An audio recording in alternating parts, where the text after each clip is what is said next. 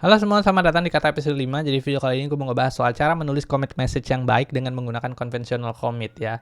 Nah, spesifiknya gue akan ngebahas kenapa sih konsep ini kemudian menjadi penting terutama untuk kita para developer dan kenapa kita harus memahami ini dan juga menerapkan konsep ini tuh di dalam workflow kita sehari-hari saat kita bekerja gitu ya. Oke, so yang penasaran langsung aja cerita sedikit tentang deskripsi ya, conventional commit. Apaan sih sebenarnya conventional commit gitu ya? Oke, nah di sini udah ada gue buatin penjelasannya. Conventional commits is a specification for structuring commit message in software development. Jadi keywordnya adalah bagaimana caranya kita menstrukturkan commit message kita sehingga kita commit message kita ketika kita nge-push gitu di Git itu bisa jadi lebih terstruktur gitu. Nah, ini ada penjelasan lanjutannya. It define a standard format for writing commit message that convey a meaningful informations about the natures of changes introduced in each commit. Jadi kalau misalnya kita menggunakan conventional commit ini, nah di dalam commit message itu kemudian bisa merepresentasikan informasi perubahan apa aja yang terjadi gitu. Nah jadi nanti gue akan kasih contoh ya. Jadi kalau kita kerja sebelumnya kalau kita nggak pakai conventional commits ini nanti ada beberapa contoh bad commit gitu yang kita tuh sebenarnya malah nggak ngerti gitu. Nih apaan sih yang kita rubah di sini tuh susah gitu. Malah kita sebenarnya ngelihat perubahannya secara langsung instead of ngelihat commit message-nya gitu. Nah, terus lanjut lagi ada the goal of conventional commit is to provide a consistent and standardized way of documenting changes to code base, making it easier for developer to understand and collaborate on project. Tapi sebenarnya ini conventional commit ini nggak cuman digunakan untuk para developer aja ya, mungkin untuk digunakan untuk para tester juga untuk lihat perubahan yang terjadi, untuk para juga manager atau product owner itu untuk ngelihat apakah suatu feature bug fixes yang dikerjakan itu apakah sudah selesai apa belum, kayak gitu-gitu sebenarnya. Jadi penggunaan conventional commits ini kalau misalnya di dalam perusahaan yang bagus itu cukup penting gitu. Nah, lanjut lagi adalah a conventional commit message typically consists of concise summary followed by an optional longer description structured in the following format. Jadi ini formatnya ya. Jadi ada tipe optional scope, descriptions, ada optional body, optional footer. Yang optional body, optional footer tuh ini agak jarang dipakai sih sebenarnya. Yang lebih utama sebenarnya biasanya kita pakainya type, optional scope, sama description gitu. Nah, gue jelasin dulu nanti gue akan kasih contohnya ya biar jangan pusing dulu guys. Ini sebenarnya sederhana gitu konsepnya. Oke, here's a breakdown of each component.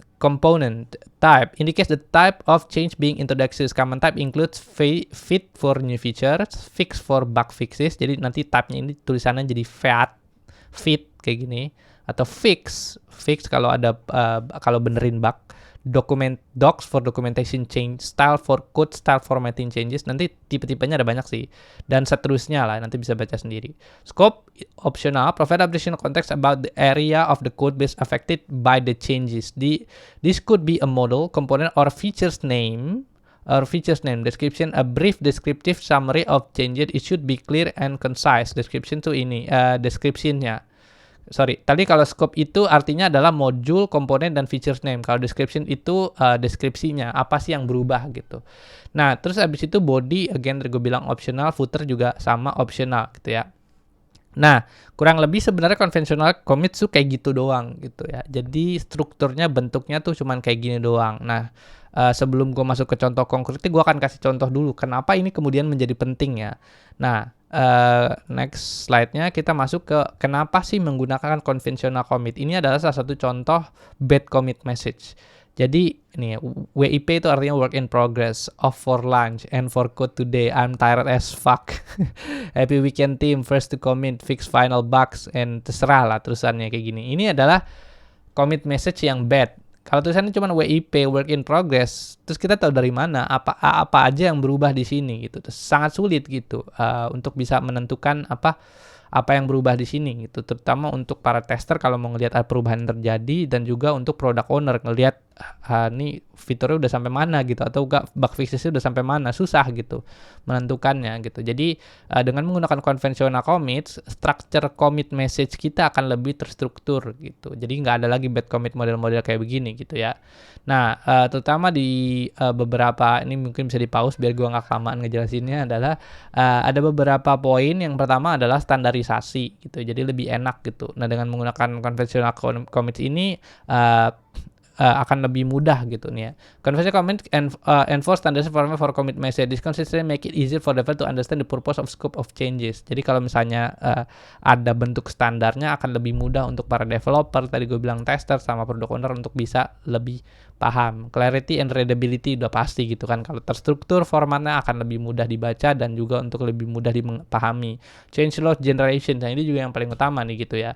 Jadi kalau misalnya biasanya kalau kita membuat suatu software yang beneran, yang bagus, itu biasanya kita installin sistem change log generations gitu, entah pakai conventional commits change log generations atau pakai tools-tools lain-lainnya lah gitu ya. Tapi biasanya changelog itu di-generate secara otomatis gitu. Nah, makanya dengan menggunakan conventional commits ini kenapa menjadi penting, karena biasanya yang disupport oleh tools-tools ini adalah biasanya ya ini format dengan kayak misalnya conventional commit atau ada semantic commit dan segala macam lah, kayak gitu-gitulah. Nah, jadi kita harus paham konsep ini. Yang keempat adalah collaborations and communications. Ini juga. Jadi saat kita dengan cara kita menstrukturkan commit message kita, berkolaborasi dan berkomunikasi antara satu divisi dan satu tim dan antar divisi akan jadi lebih mudah, kayak yang gue bilang tadi kan, lebih terstruktur. Jadi ngejelasinnya lebih gampang gitu. Itu ya soal kenapa kita menggunakan using conventional commit. Lalu contoh konkretnya seperti apa sih conventional commit gitu kan. Tadi gue udah bahas konsepnya, mungkin nanti bisa balik lagi.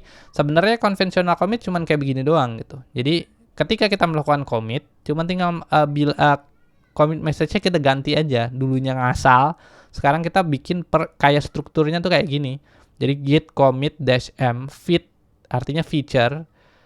Ini scope-nya apa? Berarti kita lagi ngerjain modul apa? Misalnya animasi, bla bla bla. Ini biasanya scope itu ditentukan di awal. Oh, nih dalam satu software ini scope-nya tuh ada ini gitu. Ditentukan di awal. Jadi tinggal ditulis scope-nya dan deskripsinya tuh apa, bla bla bla. Nah, ini fix kalau benerin bug fixes. Docs yang tadi dibilang kalau misalnya ngupdate documentation. Chore kalau misalnya dependency versions update, misalnya bla bla bla gitu.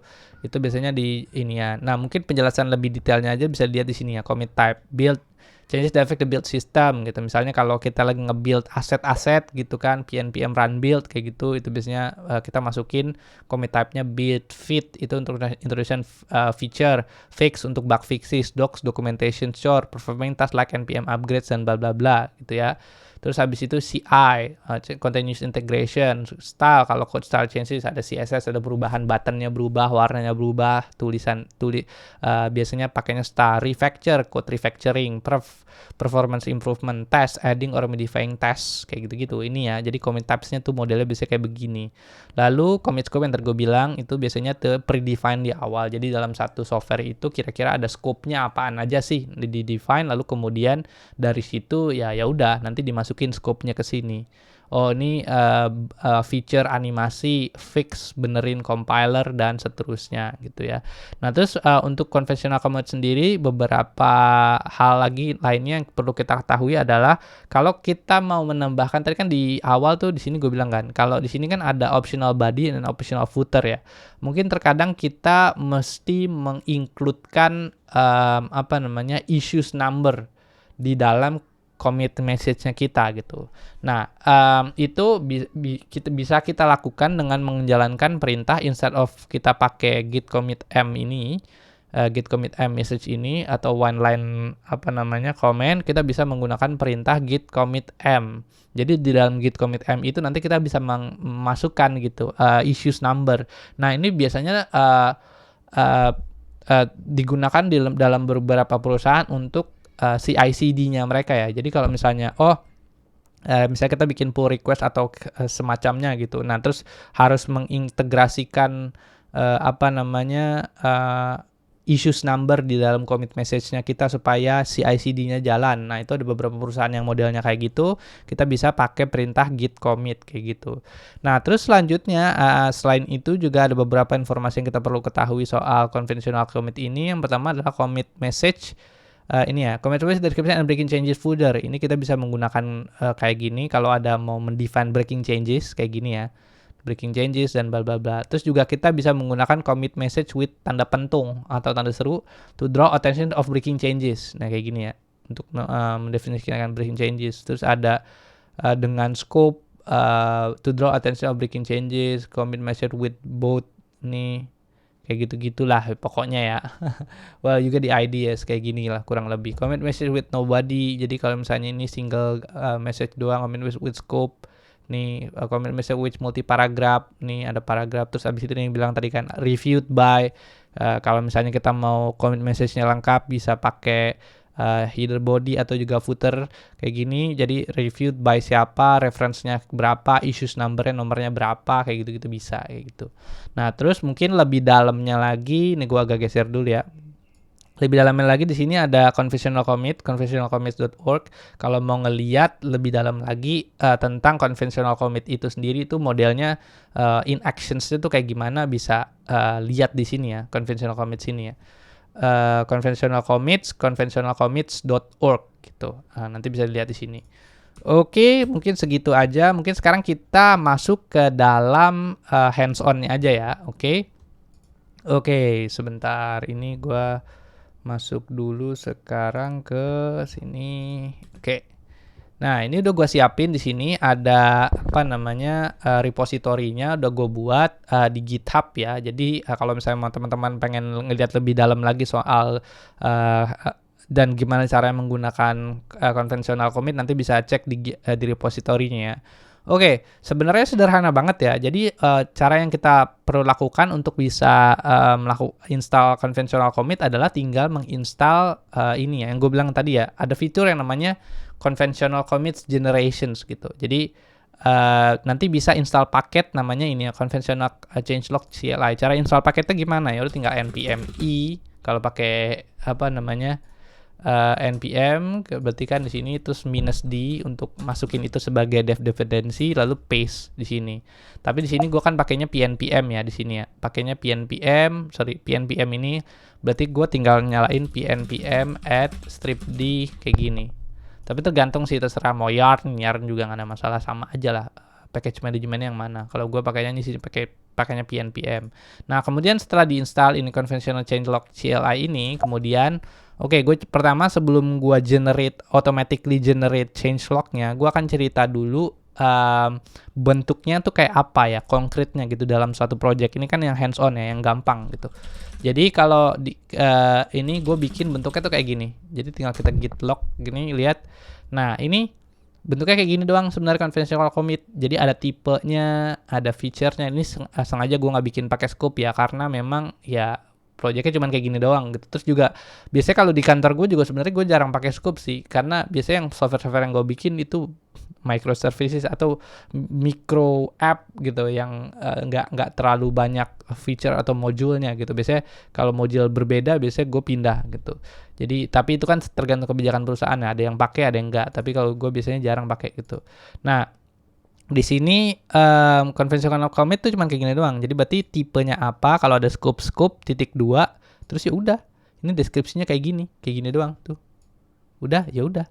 Gini doang. Jadi kan nanti kalau misalnya kita mau melakukan commit, biasanya gue tinggal ya udah git commit -m, commit message-nya apa? Misalnya filter iseng atau apalah, terserah kayak gitu-gitulah ya. Jadi kita cara nge-commitnya mulai sekarang kayak gitu. Nah, dengan cara kita menstrukturkan commitnya kita, kemudian akhirnya kita enaknya nanti kita bisa tinggal setelah kita install ini ya, kita tinggal bisa ngejalanin perintah ini. Ya, ini gue contohin yang pakai ini aja ya. Jadi tinggal secara langsung. Sebenarnya kita bisa ngelakuin perintah pnpx kayak gini.